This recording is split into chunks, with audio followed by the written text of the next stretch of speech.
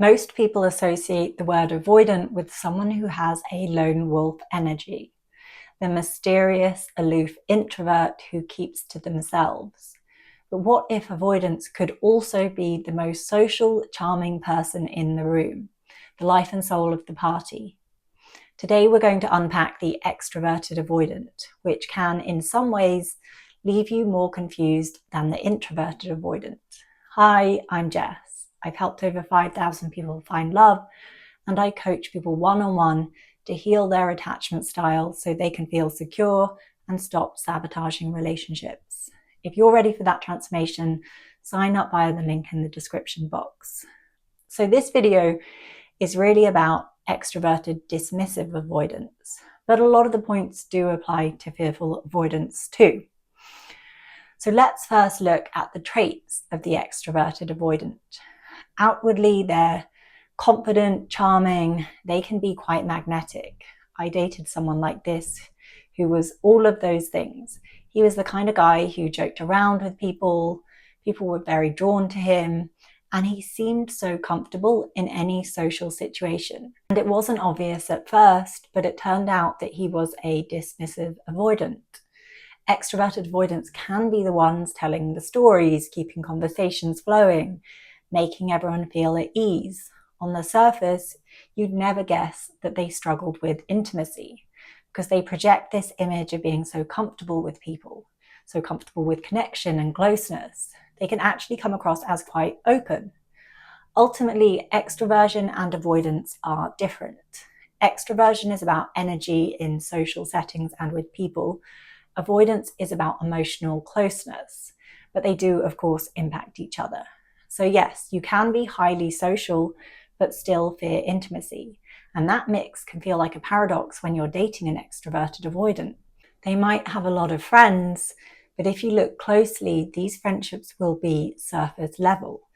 They'll be the kind of friends who are always up for a laugh, a good night out, or a good story, but rarely the ones who share their deeper struggles. So these friendships go wide, but not deep. They might have lots of acquaintances, plenty of social activity, but very few people they'd ever truly open up to. I've noticed that extroverted avoidants often prioritize group social connection rather than one-to-one, more intimate connection. Drinks with friends, big events, group trips. These settings are often ideal for extroverted avoidants. They can be a kind of safe haven. When you're one of many, you're less likely to be truly seen. And I've got something super exciting lined up for the end of this month. I've never shared anything like this before. If you're tired of overthinking every text, second-guessing your decisions, and not being able to trust yourself, you're exactly who I created it for. I'm running a free 4-part training for men to go from anxious to secure in life and love without years of therapy or guesswork. So you can stop wasting time in endless spirals and instead show up as the grounded, confident version of you that women respect and want to commit to. I've helped over 5,000 people find love, and I've been featured in Forbes, Men's Health, Vice, and many more. This isn't just another quick fix.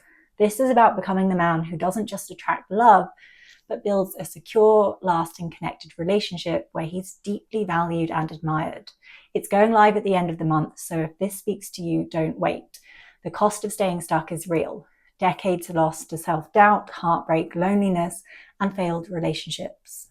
Click the link in the description box to lock in your spot. Registration is closing soon, so don't miss out. So yes, these more surface level friendships play 2 roles for avoidance. Firstly, they get connection in a way that feels safe to them. It's light, fun, low pressure. Avoidants do need connection like we all do, but the way they go about fulfilling that need is different from someone who is, say, securely attached or anxiously attached. So these friendships give avoidants a sense of belonging without having to risk the level of vulnerability that comes with deeper bonds.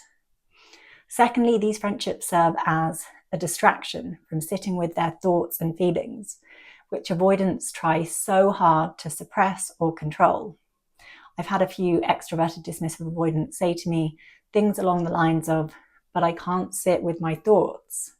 And as a side note, if you relate to this, please know that there is a way to change that. and it's part of what I do in my coaching program. It's a very painful place to be, but there is a way out. So yes, these connections that the extroverted avoidant surrounds themselves with are a distraction, so they don't have to face their inner world. Because if they did, they worry that all kinds of feelings might come up that they wouldn't know how to handle. They fear losing control, and that's terrifying to them.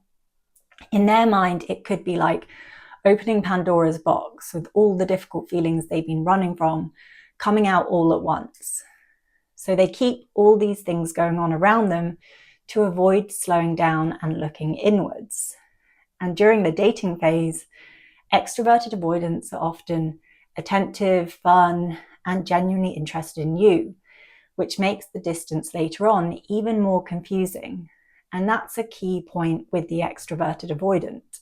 When their avoidant side begins to show, it can be like, whoa, where did this come from?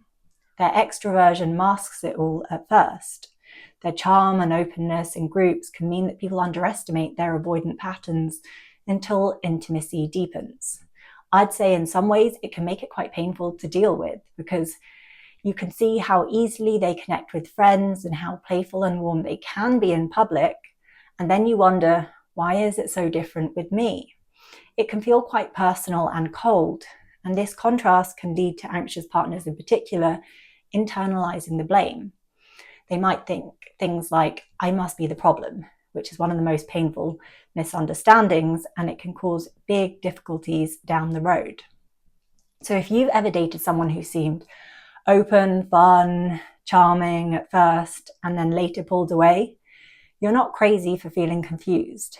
And hopefully this helps explain what was going on.